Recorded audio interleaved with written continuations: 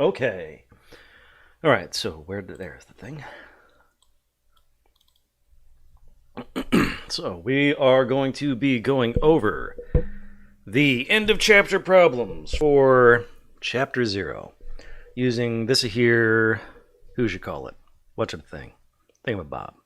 Kajigger.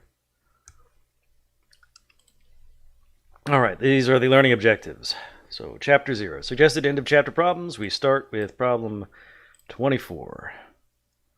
So I'm using the text, just the e-text available through Pearson's, through the Red Shelf course materials thing. Here's the e-text. So, problem 24. Let's see, I will go ahead and, nope, that's the search, not the zoom. Can I zoom in from this? Hip-a-doo, nope. So I'll zoom in this way.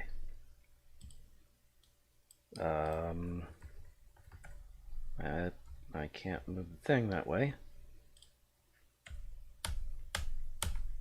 Oh, there, now it's okay. I see, it was changing pages. Awesome, awesome, awesome. Let's let it finish doing its thing. Anyway, this first problem, it's asking about SI units. What is the SI unit of this, that, or the other? So the first one, 24A, what is the SI unit of mass?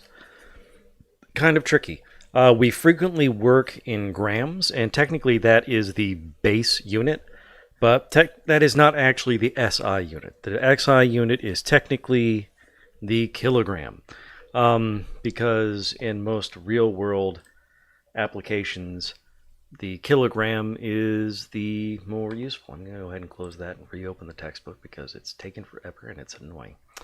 All right. So if you want to be technically correct, the kilogram is the correct answer for the SI unit of mass. You are technically correct. The best kind of correct. Okay. So, moving on. Going back a couple pages. Next up, we have, all right. B, length. This one, much more straightforward. The SI unit of length is just the meter. Temperature is the degrees Celsius or the Kelvin. Either one will work. And depending, actually, there's probably a technically correct answer for that one as well. It's the Kelvin. Yeah. The Kelvin is the more correct answer. And that's because the Kelvin is an absolute measure of temperature. You can't even see what I'm writing. All right, the Kelvin is an absolute measure of temperature. There is an absolute zero. A negative temperature technically doesn't mean anything, because temperature is the measure of the average motion of particles, and you can't really have negative average motion. Either thing's moving or it's not. So Kelvin as an absolute temperature is a better temperature scale in that sense. We more frequently use Celsius because that is calibrated to a more human concern, namely the freezing and boiling points of water, which kind of match a lot of human conditions. Fahrenheit is calibrated to human body temp. It gives human body temperature at about 100 degrees. But Kelvin is the SI unit of temperature. Okay, the SI unit of volume is the liter, where 1 liter equals 1 cubic decimeter. Okay, and remember 10 decimeters equals 1 meter. So there are 1,000 liters in a cubic meter. All right, next up, the SI unit of energy. SI unit of energy is the joule, where 1 joule equals 1 kilogram meter squared per second squared. That is a confusing lot of symbols.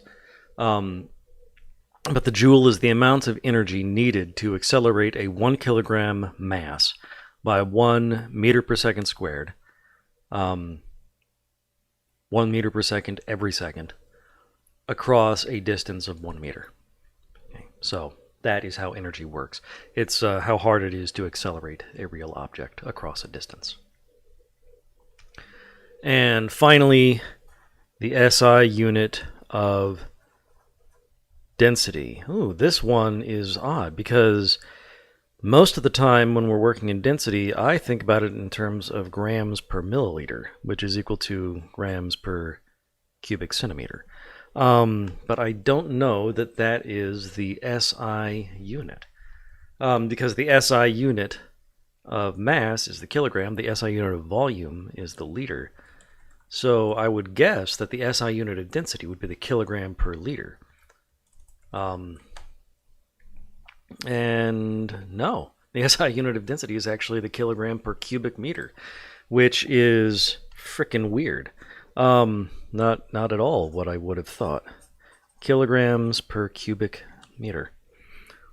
Let's see, 1,000 grams per kilogram, 1,000. Okay, I guess that makes sense because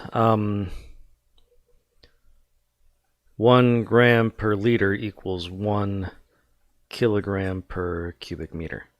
So that sort of makes sense. Interesting. All right. So what is our next problem? Next up, we have problem 30. All right. Which of the following statements use exact numbers? All right. So an exact number is a number that is a small thing that can be counted rather than a measurement. So, for example, in this first one, we have 1 foot equals 12 inches. These are both exact numbers. Let's see, am I showing? Yes, I am. Okay. So these are both exact numbers. This is a matter of definition. A foot is, by definition, exactly 12 inches. So these are both exact numbers. Therefore, they have an infinite number of significant figures. Next, we have B, 1 calorie equals 4.184 joules. Okay. A calorie is another measure of energy based upon how much effort it takes to heat up water. So this one is an exact number. This one is not. The 4.184 joules thing is it's a conversion, it's a measurement rather than an exact sort of thing. The height of Mount Everest is 29,035 feet. This is not an exact number. That is another measurement. Okay. And finally, D, the world record for the mile run set by Morocco's Hicham El Guerrouj in July 1999 is 3 minutes, 43.13 seconds. That, again, is not an exact number. That is absolutely, definitely a measurement. Okay.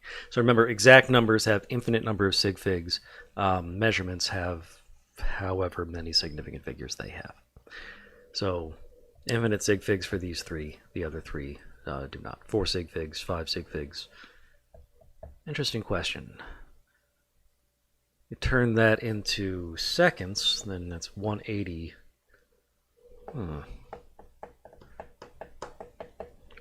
I would say that this is 223.13 seconds and thus has 5 significant figures. All right, anyway.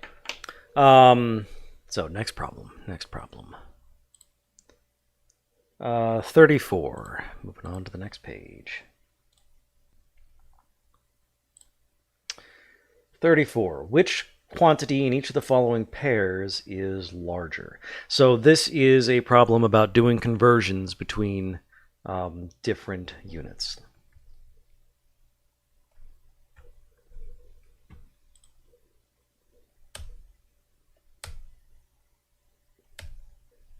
All right, so it's still entirely on the screen.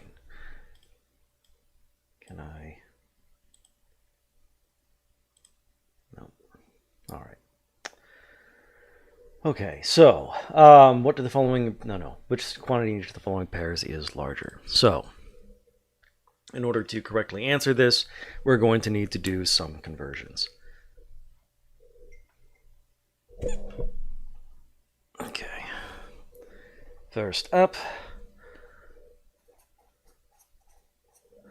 5.63 times 10 to the 6th centimeters versus 6.02 times 10 to the, that's a 1, first kilometers. All right.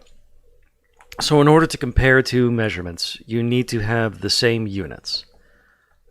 So let's just go ahead and convert from from centimeters up to kilometers. So remember centimeters, decimeters, meters, let's see, then decameters, hecameters, hecameters, and then finally kilometers. So this is 10 to the negative second, 10 to the negative first, 10 to the 0, 10 to the 1, 10 to the 2, 10 to the 3. So there's 5 orders of magnitude between centimeters and kilometers. So going to a bigger unit means going to a smaller number. So converting from centimeters to kilometers, where you're going to goes on top. Okay, so there is going to be 10 to the 5th centimeters. Oopsie, where you're going to goes on top. So there are 10 to the 5th centimeters in every kilometer. There's 100,000 centimeters in a kilometer. So that means that it's equal to 5.63 times 10 to the 1st kilometers. And now we can see rather clearly that the 6.02 times 10 to the 1st kilometers is bigger. 5.63 times 10 to the 6th centimeters is smaller. Next up, 46 microseconds versus 3.2 times 10 to the negative second milliseconds. Okay.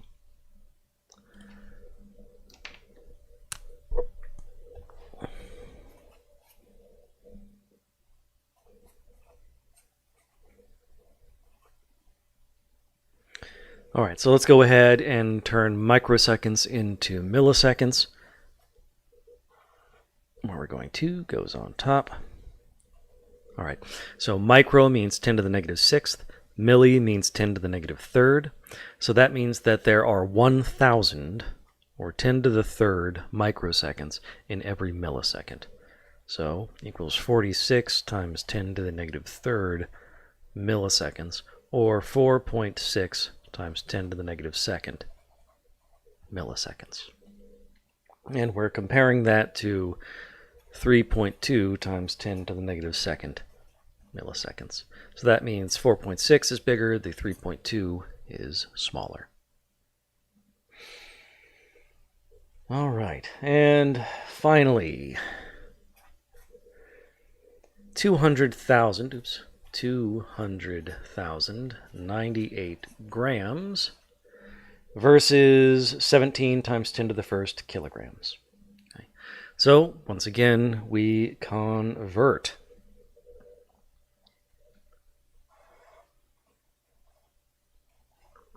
There are 1,000 grams in every kilogram. So that leaves us with 200.098 kilograms versus 17 times 10 to the 1st kilograms. Be careful. They're being kind of tricksy little hobbitses here. This is equal to 170 kilograms. So it would have been easy to say, oh, 200 versus 17. No, that would have been wrong. That would have been wrong, wrong, wrong. But 200 versus 170. You would have gotten the right answer, but it would have been for the wrong reasons. And remember, you need to be right for the right reasons, or you will not be technically correct. Okay? Right for the right reasons. That's what you want. That's what you're shooting for. All right. Okay, so what is our next problem? Problem 38. Carry out the following conversions. Okay, that's easy enough. Rather straightforward. Conversions. Okay, 5 picometers into centimeters and millimeters. Nanometers. Okay. You don't have to memorize picometers, I'm pretty sure. But let's go ahead and restate it. 1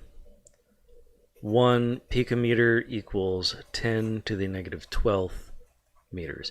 It is the next step down from nanometers. Okay, so nanometers is 10 to the negative 9th, micro is 10 to the negative 2nd, and so on. All right, so picometers versus centimeters. Okay, 5 picometers times centimeters versus picometers. Pico is 10 to the negative 12th, centi is 10 to the negative 2nd, so that means that there are 10 to the 10th picometers in every centimeter. Okay. Remember, going to bigger unit means the number is going to get smaller, so that means that 5 picometers is 5 times 10 to the negative 10th centimeters. On the other hand, converting it to nanometers is a different conversion. Nanometers, picometers. Nanometers is just the one step up, so there's only 10 to the 3rd picometers in every nanometer.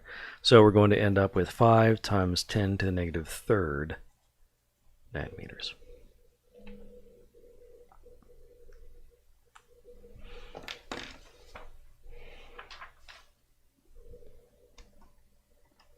Okay, next up, 8.5 cubic centimeters. Converting that to cubic meters and cubic millimeters. All right, so 8.5 cubic centimeters. Okay, so remember, when you cube the unit, you're cubing the conversion. When you square the unit, you're squaring the conversion. So, meters, centimeters. There are 100 centimeters in every meter. Okay. So you have to cube the conversion. Okay. So that means that you're looking at 8.5 cubic centimeters times 1 cubic meter for every 10 to the 6th cubic centimeter. Okay.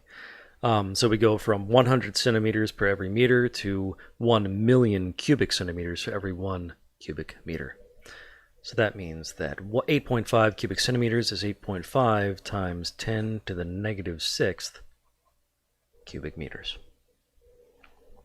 Now, going to millimeters, it's going to work in more or less the opposite direction, because 8.5 cubic centimeters times millimeters per centimeter. This time, for the first time in this problem, the smaller unit is on top. Millimeter is 10 to the negative 3rd, centimeter is 10 to the negative 2nd, so there are 10 millimeters in every centimeter.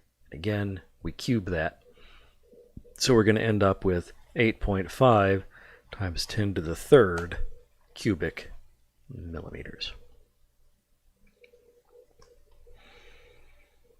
And finally, C, 65.2 milligrams.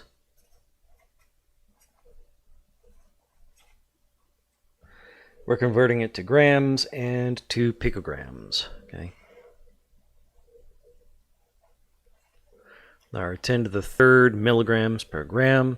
So we're going to end up with 65.2 times 10 to the negative 3rd grams, or converting that into scientific notation, 6.52 times 10 to the negative 2nd grams. Or you could just say 0.0652 grams. We also convert it to picograms, 65.2 milligrams times picograms per milligram. Remember, pico is 10 to the negative 12th, milli is 10 to the negative 3rd, so there's a difference of 1 billion. 10 to the 9th picograms per milligram. So we have 65.2 times 10 to the 9th picograms, or 6.52 times 10 to the 10th picograms. All right, that was problem 38. Who's coming up next? What are we looking at? Where is the thing? There it is. Oops. Number 40. Where am I going? There we go. How many sig figs are in each of the following measurements? Okay. That's 41. There we go. All right. So, how many sig figs are in each of the following measurements? 35.0445 grams. Now remember, when it comes to sig figs, non-zero numbers are all significant. Zeros are where it gets confusing. So this guy here, we're looking at a single captive zero. Captive zeros are always significant. So 1, 2, 3, 4, 5, 6 significant figures. B, 59.0001 centimeters. Once again, we're looking at captive zeros. Those zeros are again all significant, so 1, 2, 3, 4, 5, 6 significant figures. C, 0.03003 kilograms. Now the captive zeros are significant. Leading zeros, the ones on the left, are never significant. So this just has 1, 2, 3, 4 significant figures. D, 0.00450 meters. The leading zeros are insignificant. The trailing zero, the one to the right, trailing zeros are significant if they come after the decimal place. So this trailing zero is significant. The leading zeros are not. So this has 3 sig figs, the 4, the 5, and the trailing zero. E, 67,000 square meters. Now these trailing zeros, there's no decimal place there. They are not there as part of the measurement. They are only there to show that there's thousands of these things. So they're just there for size. They're not there as part of the measurement. So these 3 trailing zeros are not significant. So there's only 2 sig figs in this measurement, the 67. And finally, 3.8200 times 10 to the 3rd liters. Scientific notation has the wonderful advantage that every single number is significant, no matter what. So 38200, 5 significant figures. All right, next up, 42.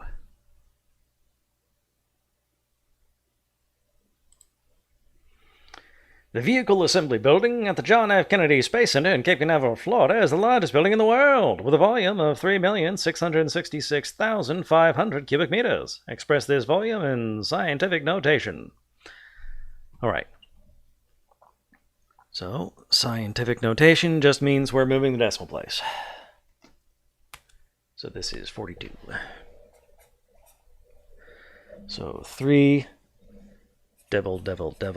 500 cubic meters. So, scientific notation, we move our invisible decimal place 1, 2, 3, 4, 5, 6 to the left. So that's 3.6665 times 10 to the 6th cubic meters. Notice that I don't include those last 2 zeros because they are not significant. There's no decimal place actually written there. It's an implied decimal place. All right, next up, 44. Express the following measurements in scientific notation. Okay, fairly straightforward.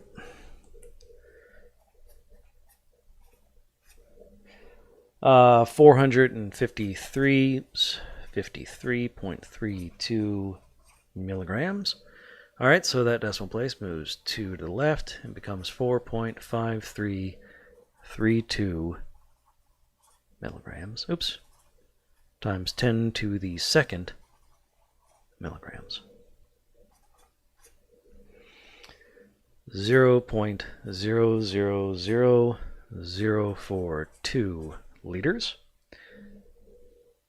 0.421 milliliters. All right, so once again, we move the decimal place. 1, 2, 3, 4, 5. 4.21 times 10 to the negative fifth milliliters. And finally, 667,000 grams becomes 6.67 times 10 to the fifth grams.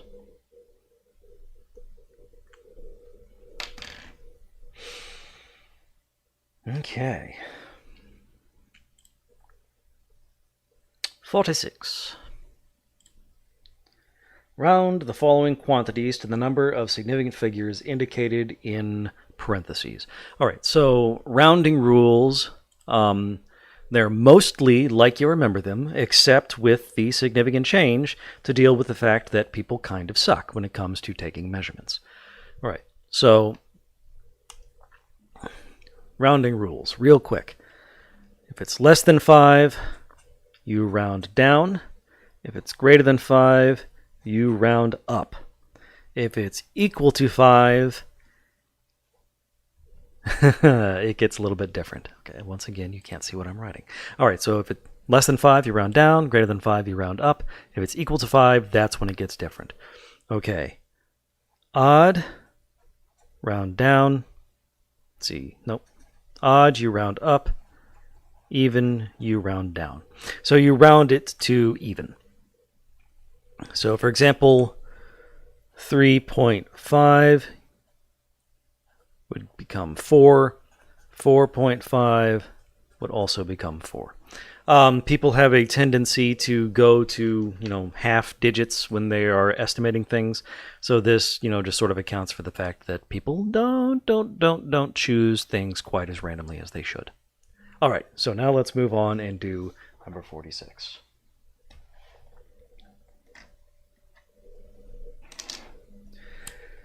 So, 46A, our first is 35,670.06, and we're rounding it to 6, first 4 and then 6 significant figures. So we're rounding it twice. So in order to round it to 4 sig figs, 1, 2, 3, 4, so we'd stop at the 7. So 4 is 35,670. Oh, this has units in it, yes, meters.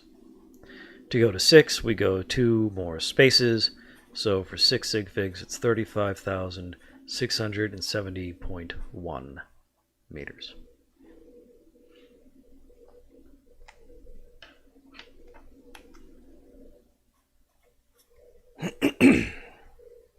B, 68.507, rounding it to 2 and to 3. Oh, and the units are grams.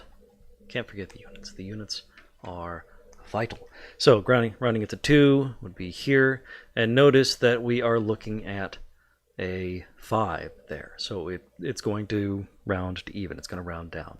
So with 2 sig figs, it is 68 grams.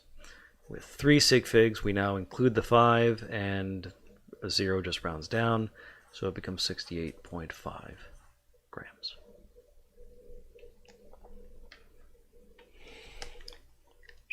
C. All right. C, it is 4.995 times 10 to the third centimeters we're just rounding it to 3 sig figs. So 1, 2, 3. Once again, we're cutting it off thanks to a 5. So we are going to round it even, which in this case means rounding up. So for 3 sig figs, our answer is 5.00 times 10 to the third centimeters. And finally, we have D. 2.30985 times 10 to the negative fourth kilograms. We're rounding it to 5 sig figs. 1, 2, 3, 4, 5. Once again, we're looking at a 5, and this digit is even, so we're rounding down. So it is 2.3098 times 10 to the negative fourth kilograms.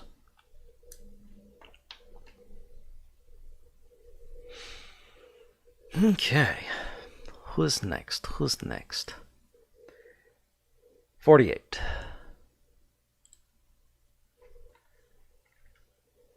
Express the results of the following calculations with the correct number of significant figures. All right, I hope you'll forgive me for breaking out the calculator on this one. Okay, so we'll dink and calculator, where you at, there you are. Okay, so first problem, 4.884 times 2.05. Well, let's go ahead and write it out.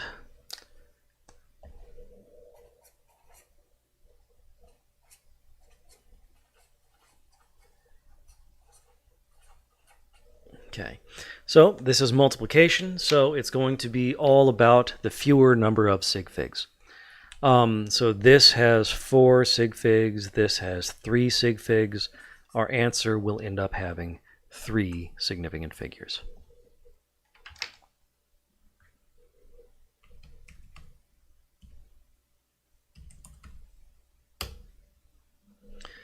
So our answer is 10.0.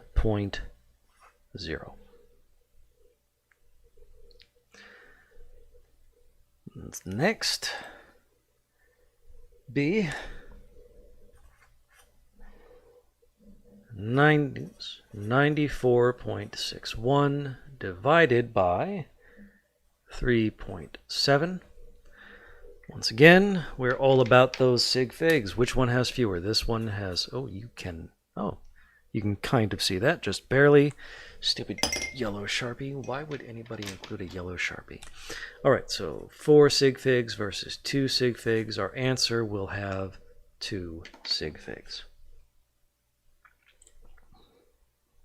94.61 divided by 3.7.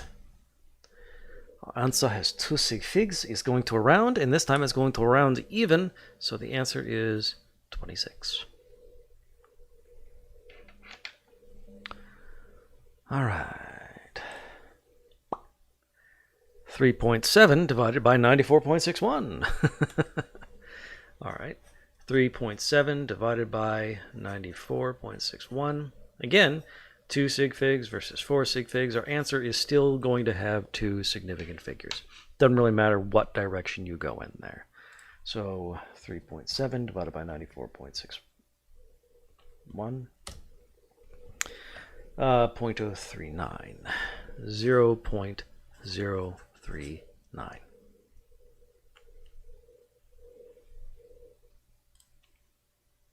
All right, we finally get to addition. I'm running out of room. New page. C. Nope, D. We're on D. 5502.3 plus 24 plus 0.039 0, 1. Okay. So with addition, subtraction, you just add as normal. 1, 3, 6, 2, 5, 5. Then the rule is your answer can only be as precise as your least precise measurement. So you start on the left-hand side, you work your way to the right until one of your measurement runs out of digits. So boom, boom, boom, 24. We're going to have to cut it off at the whole numbers there. So we take this, we round it, and it is 55/26. Now we have addition and subtraction. Okay, that doesn't really change anything, actually. The sig fig stuff, it's only going to have any sort of significance when you're changing from one kind of measurement to another. Addition and subtraction are the same thing in opposite directions. It's only if you were changing from addition and subtraction to multiplication and division that you might have to do something. And by the way, when it comes to rounding your sig figs, you round every time you change from one kind of measurement to another. So it's addition and subtraction versus multiplication division. All right, so in this case, not a problem. 86.3 plus 1.42, 2778. And then we subtract 0.09, 3678. And now we look at all of our measurements. This one goes to the second decimal place, this one goes to the second decimal place, this one only goes to the first decimal place, so that's our cutoff. So once again, we round, and it's just 87.6.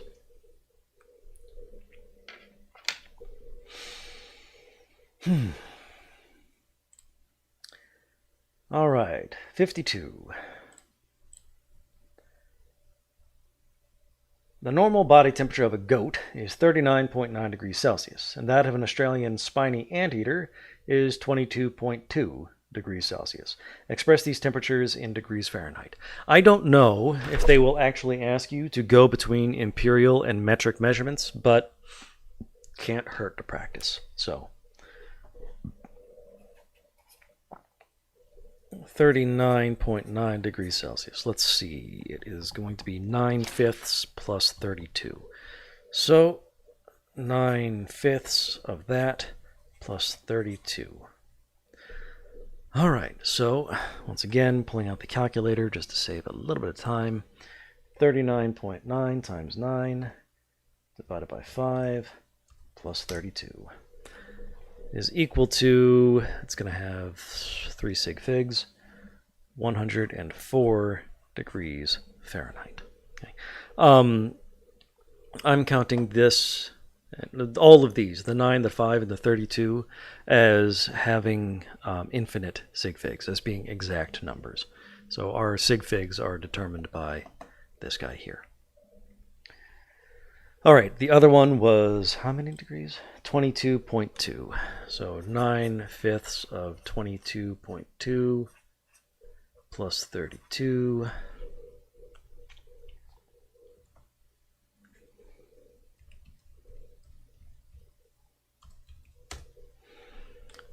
equals 72. Oh no. Yeah, 72.0 degrees Fahrenheit. Still 3 sig figs, but the way rounding works, 72.0 degrees Fahrenheit. All right, next is almost certainly 54. It is 54. I am very good at this. All right, tungsten, the element used to make filaments in light bulbs, has a melting point of 6,192 degrees Fahrenheit, converted to both Celsius and Kelvin. All right. So Celsius works in the opposite direction. So 54, 6,192 degrees Fahrenheit minus 32 times 5/9.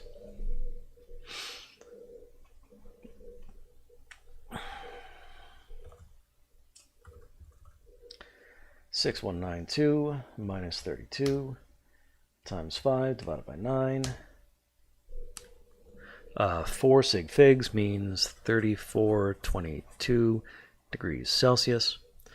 And then to convert to Kelvin, you just add 273.15.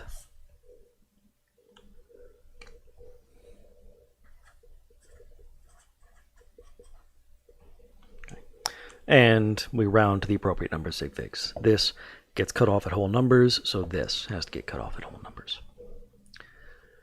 All right, Kelvin is tied directly to the Celsius scale. They have the same size degrees, they're just shifted by the 273.15. So that 0 in Kelvin is absolute 0, which is measured as 273.15892445, just a whole lot of things in degrees Celsius. Okay, next, is it 56? It is 56. All right, suppose that you were dissatisfied with both Celsius and Fahrenheit units and wanted to design your own temperature scale based on ethyl alcohol, aka ethanol. On the Celsius scale, ethanol has a melting point of negative 117.3 degrees Celsius and a boiling point of 78.5 degrees Celsius. But on your new scale, calibrated in units of degrees ethanol, you define alcohol to melt at 0 and boil at 200. How does your ethanol degree compare in size with a Celsius degree? Okay, comparing size is relatively straightforward. It's just how far apart are boiling and melting in the two systems. So in Celsius, okay, 56, it boils at 78.5 degrees Celsius. It melts at 117.3 degrees Celsius.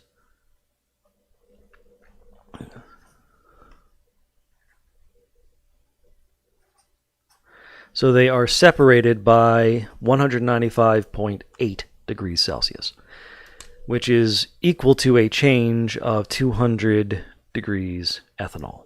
Okay? Which means that the degree Celsius is very, very slightly larger than the degree ethanol. Okay? It takes 195.8 steps to cover what degree ethanol covers in 200 steps. All right. How does an ethanol degree compare in size with a Fahrenheit degree? Okay, that's going to require a little bit more math, but it is basically the same sort of thing. So first we convert the two measurements in Celsius to the measurements in Fahrenheit. All right, so 78.5 degrees Celsius times 9/5 plus 32.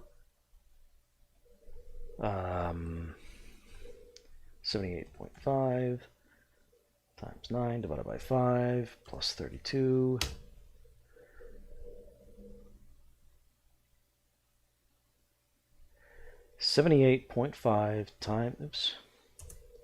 Times 9 divided by 5 plus 32. Okay. 173 degrees Fahrenheit. And then the other one was negative 117.3 degrees Celsius times 9/5 plus 32. Let's see, 117.3 minus 100. All right, times 9 divided by 5 plus 32. You got to be careful about that one because it's negative. All right, this has 4 sig figs, so negative 179.1 degrees Fahrenheit. So once again, we just boiling minus melting.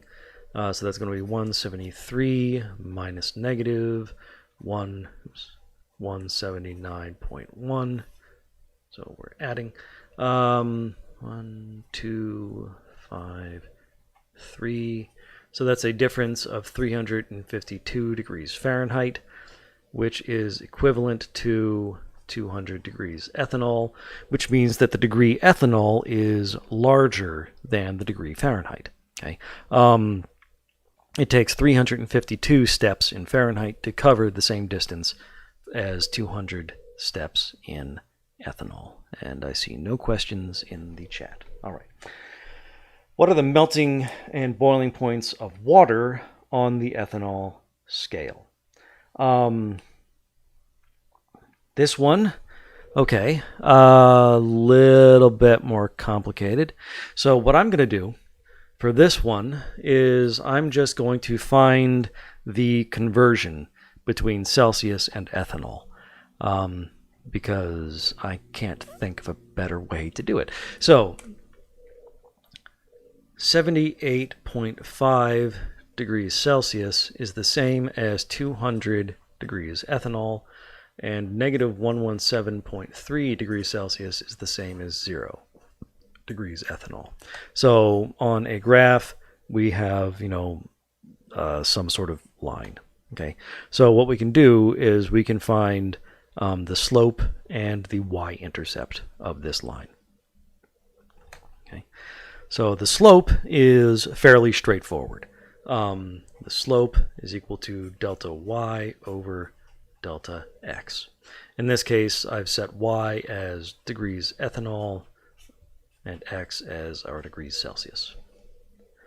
So 200 minus 0 divided by 78.5 minus negative 117.3. We already know what those numbers are. It's 200 over 190. Was it 95.8? Previous page. 195.8.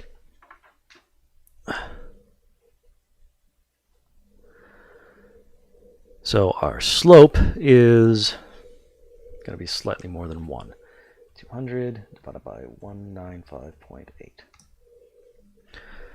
1 point, this is an infinite number of sig figs, so it's going to be limited to 4. 0 to 1 degrees ethanol per degree Celsius. All right, the 200, I say it has an infinite number of sig figs because we defined it at the boiling point as just being 200, so I'm assuming that's just an exact thing. And then this one has 4 sig figs, so our answer, the slope, has to have 4 sig figs. All right, so that's the slope. Now we need the y-intercept. Okay. That is easy enough again. I'll keep this piece of paper handy. So what we do there is we say basically y minus y1 equals m times x minus x1.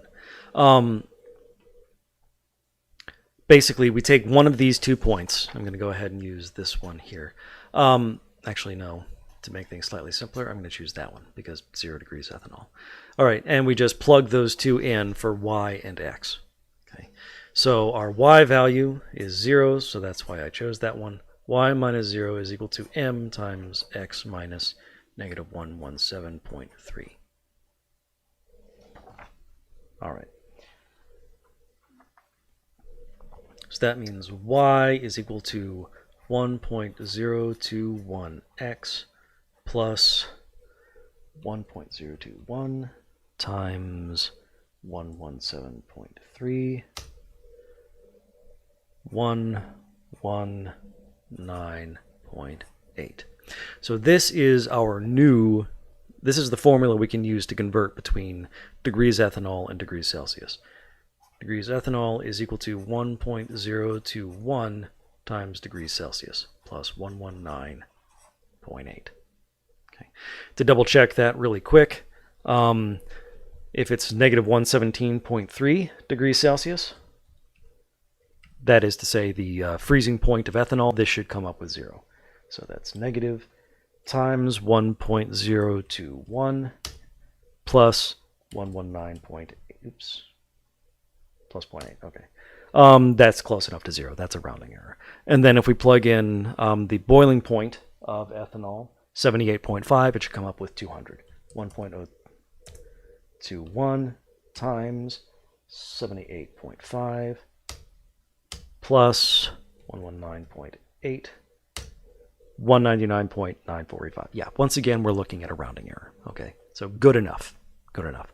So now we can use this to find the melting and boiling points of water. Water melts at 0 degrees Celsius, it boils at 100 degrees Celsius, so we can just go ahead and plug those in for degrees ethanol. 0 degrees Celsius is easy enough, that's 119.8 degrees ethanol. 100 degrees Celsius is 1.021 times 100 plus 119.8 is 221.9 degrees ethanol.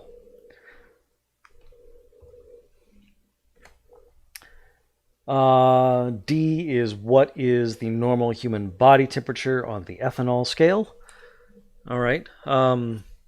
In order to do that, we'll just need to convert from Fahrenheit to Celsius and then from Celsius to ethanol. I could do another thing where I come up with something. I don't want to do that. That's a lot of extra work. Why come up with yet another conversion factor?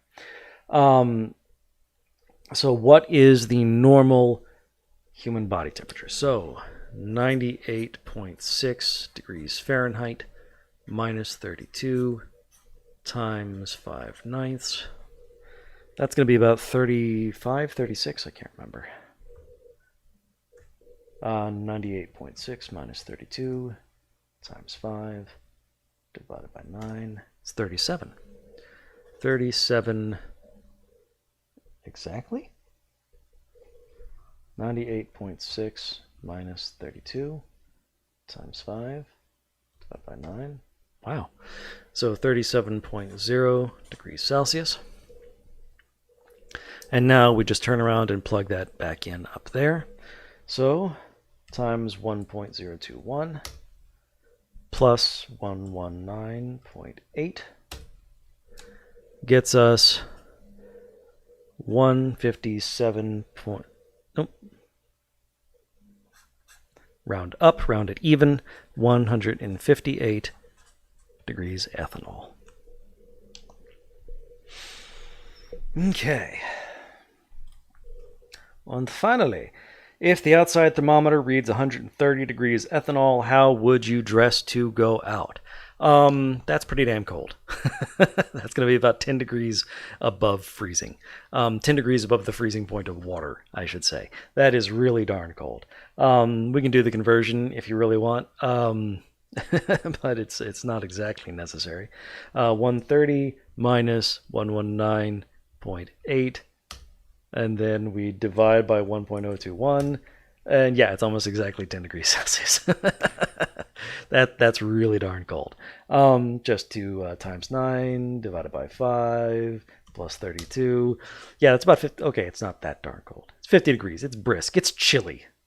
Oh, it's a not. Yeah, so it's chilly. It's cold. I would put on a jacket and long pants. Or if you live in a college town, there's going to be one dude who's out there in shorts, sandals, and a big puffy jacket like an asshole. Okay. Next up. Ooh, we're done with that problem. Okay. 56, 58, and 60. So 58. The density of silver is 10.5 grams per cubic centimeter. What is the mass in kilograms of a cube of silver that measures 0.62 meters on a side? That is a fairly significant chunk of silver. All right. So, mass in kilograms. Let's go ahead with blue. Whoa, that is way out of focus. Fortunately, it will come back into focus pretty quick. Yeah? Dude, the fuck is wrong with you? Come on. All right, so I'll just start writing. Eventually, it will figure it out. 10.5 grams per cubic centimeter. And we have a chunk of a cube of silver that is 0.62 meters on a side. So the volume of that cube, well, let's go ahead and just change that to centimeters. That's going to be 62 centimeters on a side. That makes it fairly straightforward. And then the volume of a cube is just the edge length cubed. So the volume is 62 centimeters cubed.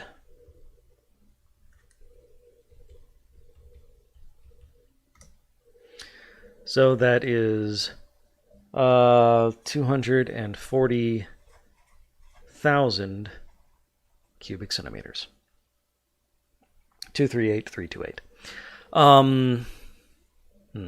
Do we have to round for the sig figs yet? No, actually we don't, because we're going to be doing the same sort of math. Because density equals mass over volume. So mass equals density times volume. So we're going to be sticking with the same kind of math, multiplication. So mass is equal to 10.5 grams per cubic centimeter. Well, 240,000 cubic centimeters.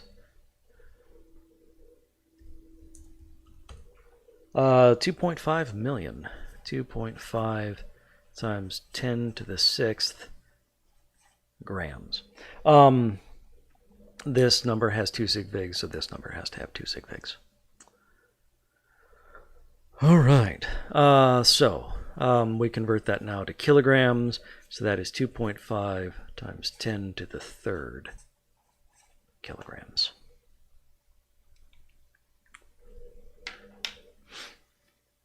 Next up is 60. Aspirin has a density of 1.40 grams per cubic centimeter. What is the volume in cubic centimeters of an aspirin tablet weighing 250 milligrams? Or of a tablet weighing 500 pounds? That is a giant frickin' tablet of thing. Okay. All right, so 250 milligrams.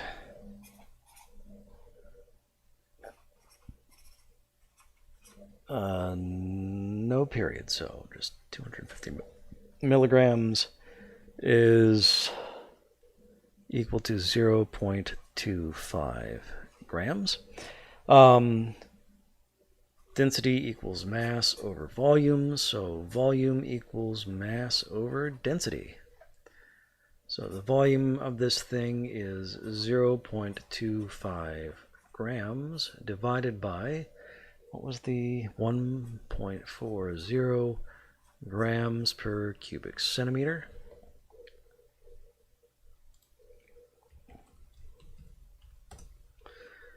And that is 0.18 cubic centimeters. All right. Excuse me. And if the tablet weighs 500 pounds, that's stupid. Who would make a tablet that big? All right. But let's go ahead. Grams per pound. 453.592 grams per pound.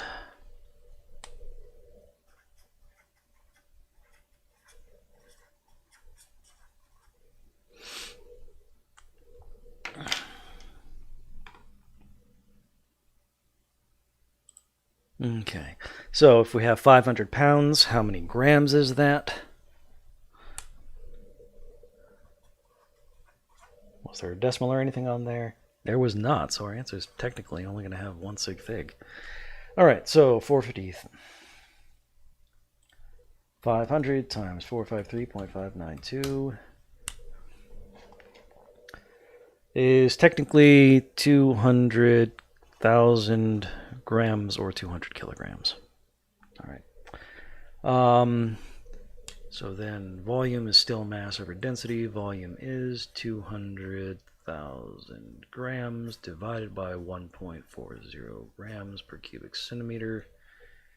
So divided by 1.4. Once again, 1 sig fig.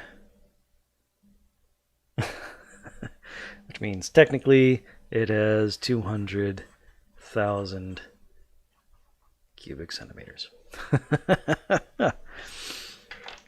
2 plus 2 is 5 for large enough values of 2.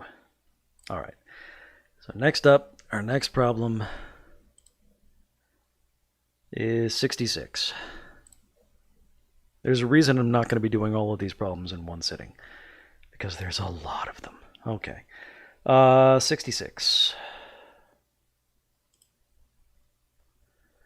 Carry out the following conversions. Really? Okay, no, they're... All right.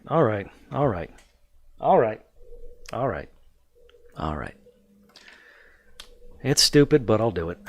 Okay.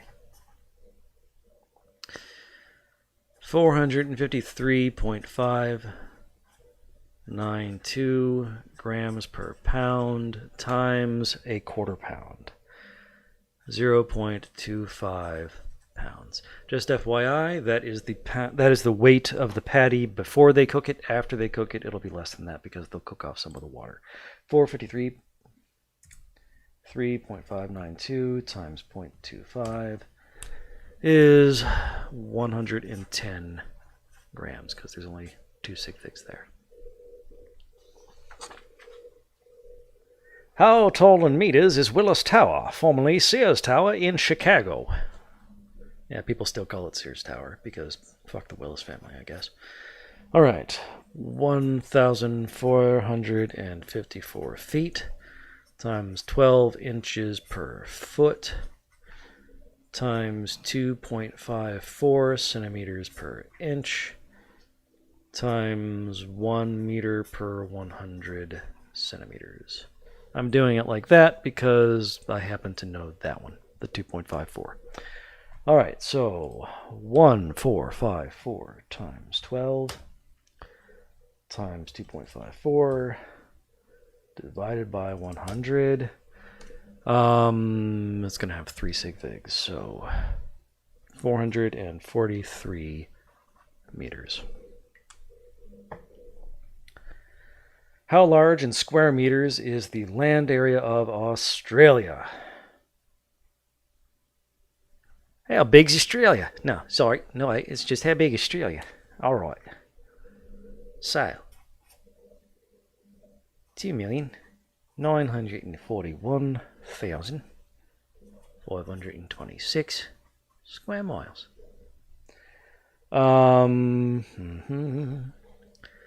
Times 5,280 feet per mile squared times 12 inches per foot squared times 2.54 centimeters per inch squared times 1 meter per 100 centimeters squared.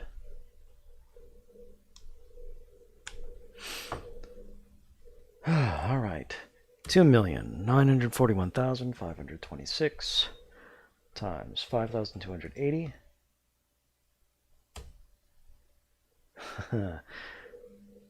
times 12 times 2.54 divided by 100. We're going to be limited to 3 sig figs. The rest are exact. So 7.62 times 10 to the something meters. 3, 6, 9, 12. All right. So after 66, we're looking at 68. The volume of water used for crop irrigation is measured in acre-feet, where 1 acre-foot is the amount of water needed to cover 1 acre of land to a depth of 1 foot. If there are 640 acres per square mile, how many cubic feet of water are in 1 acre-foot? All right. That's interesting.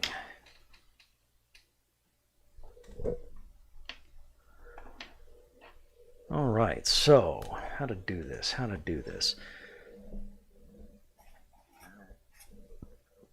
1 square mile equals 640 acres.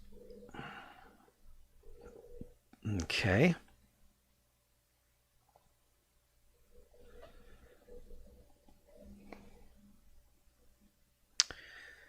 So 1 square mile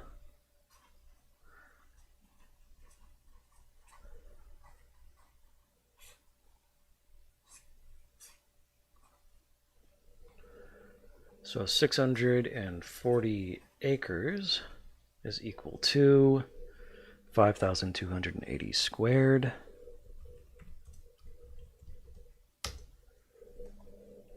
$27,878,400 square feet.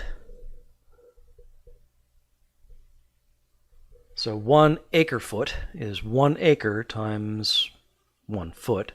So 1 acre equals 27,878,400 square feet divided by 640.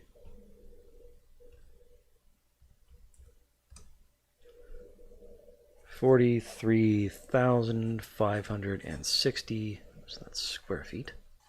Square feet. So 1 acre foot is 1 acre times the 1 foot of height is 43,560 cubic feet. Whew. Weird. All right, how many acre feet are in Lake Erie? Total volume is 116 cubic miles. Ooh. Okay. Okay. So that was A. B, 116 cubic miles times 5,280 feet per mile. Oh, this is equal to 1 acre foot. Okay. Cubed, so that gives cubic feet, times 1 acre foot for every 43,560 cubic feet. Okay, so cubic miles cancels, cubic feet cancels, we're left with acre feet. All right. So 116 times 5,280, once, twice, thrice. Yep. Now we divide by 43,560. I'm going to limit it to 3 sig figs, so that's 392 million acre feet. Booyah.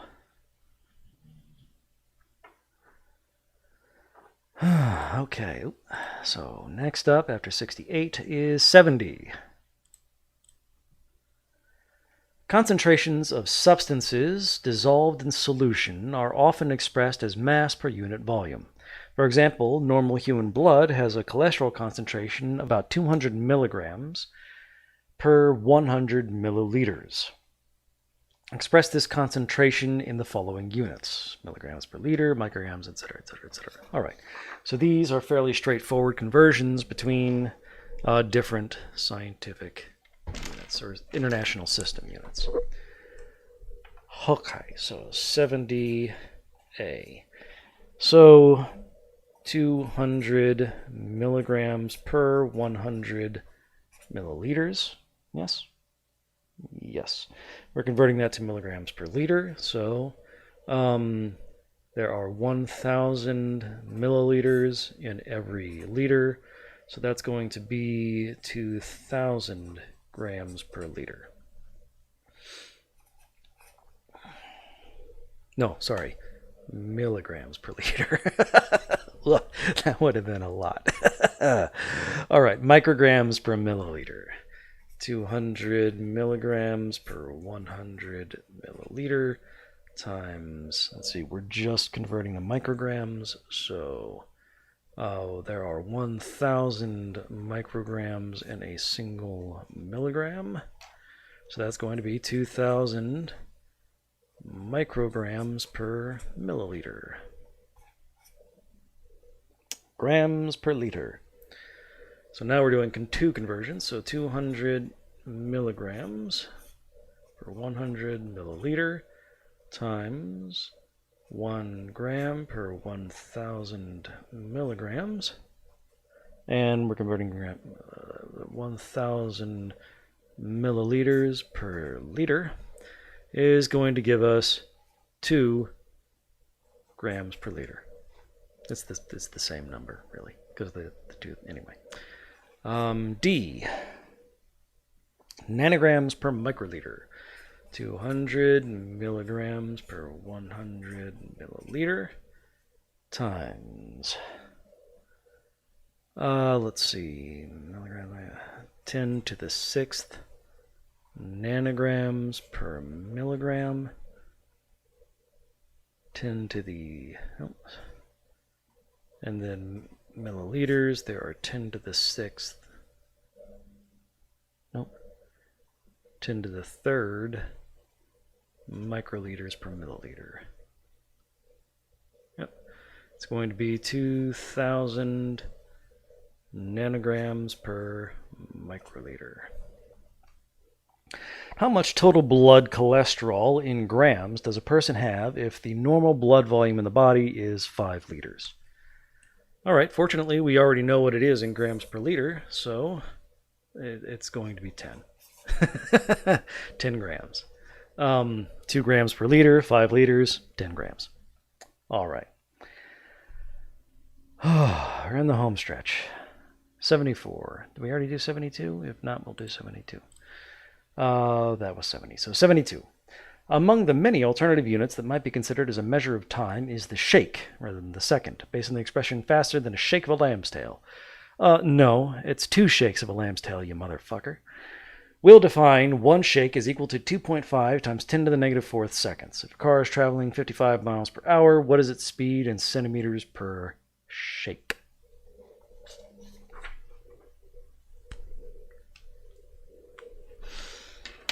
Okay.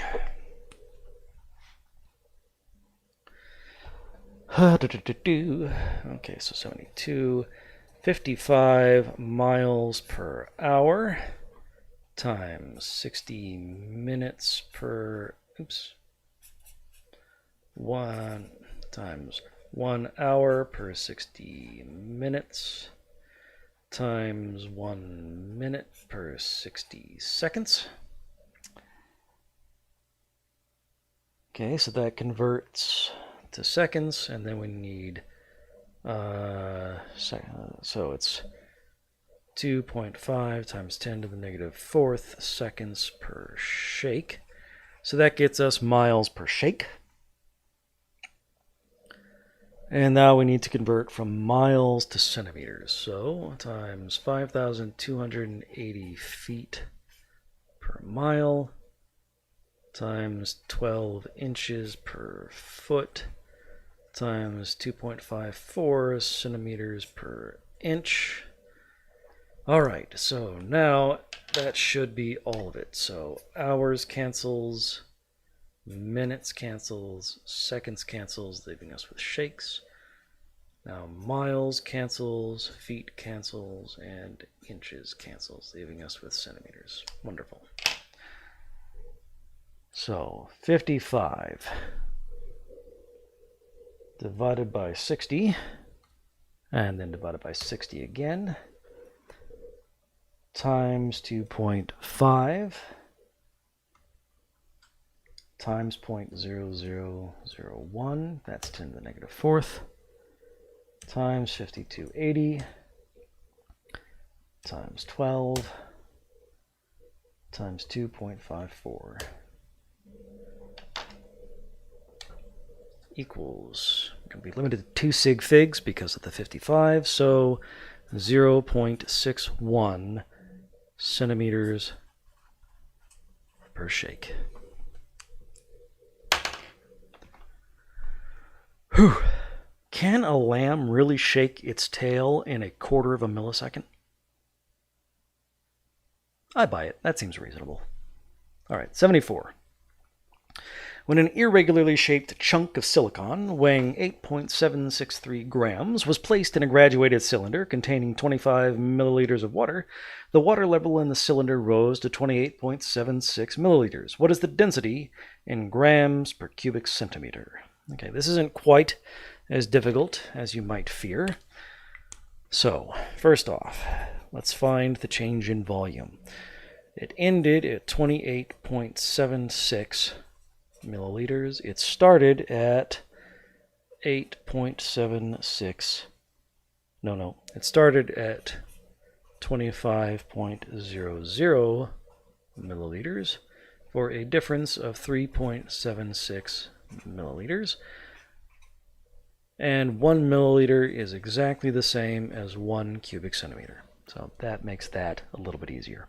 So the density is going to be, density is equal to mass over volume. It's just going to be our 8.763 grams divided by 3.76 cubic centimeters.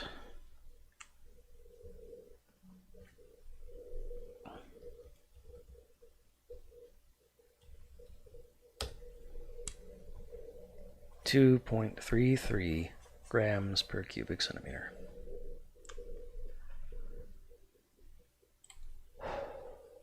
.78. The density of chloroform, a widely used solvent, is 1.4832 grams per mil at 20 degrees Celsius. How many mils would you use if you wanted 112.5 grams of chloroform? Okay. Well, 78. Density is mass over volume. So volume is equal to mass over density. So that's 112.5 grams divided by 1.4832 grams per mil.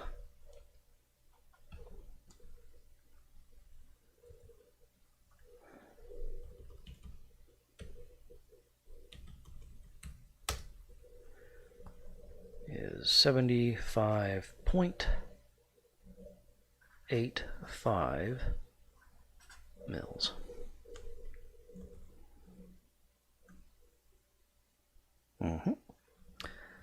All right, next up, 82. Next page. And next page. Okay, so number 82. A bag of Hershey's Kisses contains the following information. Serving size, 9 pieces equals 41 grams. Calories per serving, 230. Total fat, 13 grams. A. The bag contains 2 pounds of Hershey Kisses. Why would you do that? All right. The bag contains 2 pounds of Hershey Kisses. How many Hershey Kisses are in the bag? Okay. 82. A. 2.0 pounds times 453.592 grams per pound times 9 kisses per 41 grams. Okay.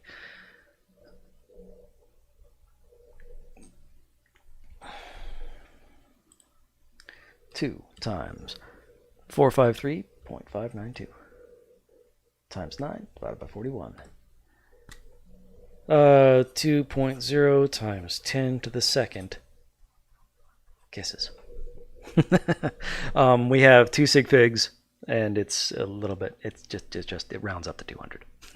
1.99 times 10 to the second becomes 2.0 times 10 to the second. All right. The density of a kiss is 1.4 grams per mil. What is the volume of a single Hershey's Kiss? Okay.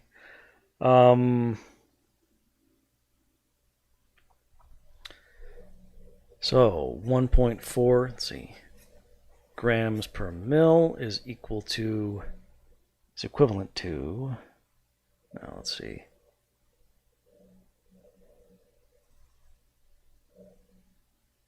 the volume of a single Hershey's Kiss. So we have 9 kisses per 41 grams times 1.4 grams per mil. That'll get us kisses per mil, and then I'll have to just invert it. All right. So 9 divided by 41 times 1.4 is 0.3. yep, 0.30, no, 0.31 kisses per mil. 1 divided by answer is equal to,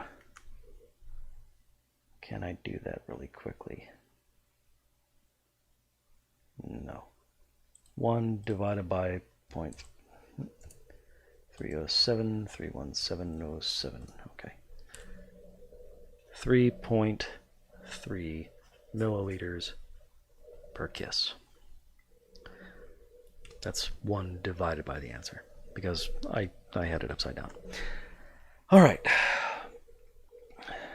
How many calories are in 1 Hershey's Kiss?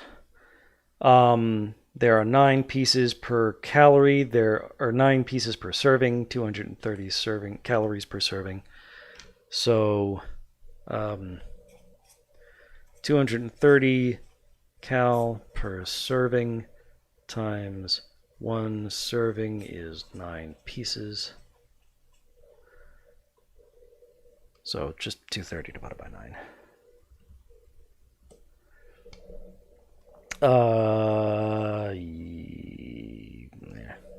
25.6 cal per kiss. Finally, each gram of fat yields 9 calories when metabolized. What percentage of the calories in Hershey's Kisses are derived from fat? All right. So fat per serving is 13 grams. So 13 grams times 9 cal is equal to 90 plus 27 is 117 calories. Fat per serving out of the total of 230 times 100.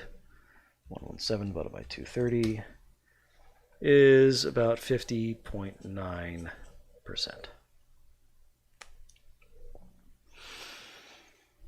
All right. Last one. Good, I'm getting tired. The LD50 of aspirin. Okay, LD50 means the amount that kills 50% of a given population on average. So the LD50 of aspirin in rats is given in the FYI at the end of this chapter.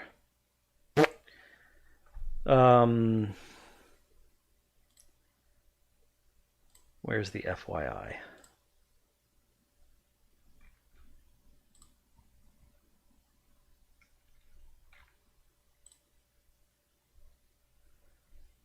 LD50 of aspirin is, I need a new page.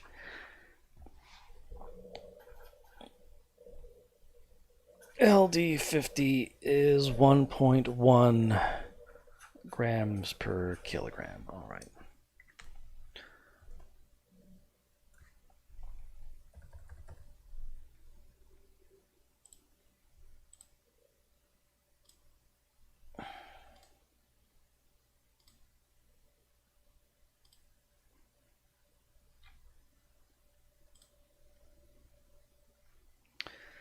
If a baby aspirin tablet contains 81 milligrams of aspirin, how many whole tablets would a 0.75 pound rat have to consume to have at least a 50% chance of dying from the dose? Okay, so the way LD50 works, so that's 1.1 grams of aspirin per kilogram body weight of our rat. So a 0.75 pound rat, 0.75 pounds times, I've already forgotten.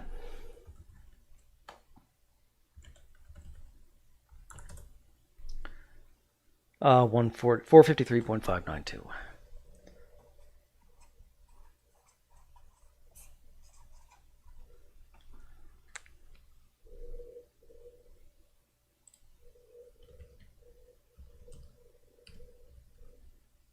That's 340 grams is 0.34 kilograms of body weight.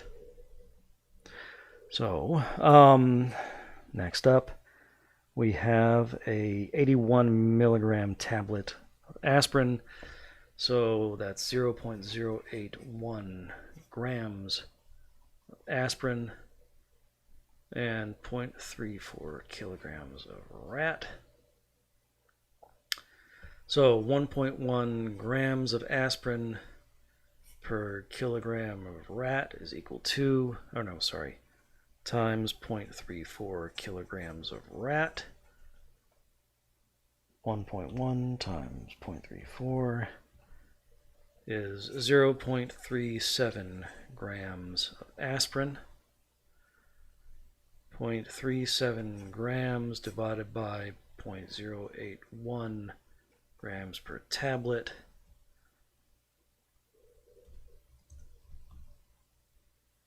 Yes. Is 4.6 tablets per rat. To give it a 50-50 chance of dying. That's not exactly how LD50 works, but we'll let that slide. Okay, and with that, we're done with Chapter 0. Tomorrow, I will do Chapter 1. I will see you around like the proverbial donut.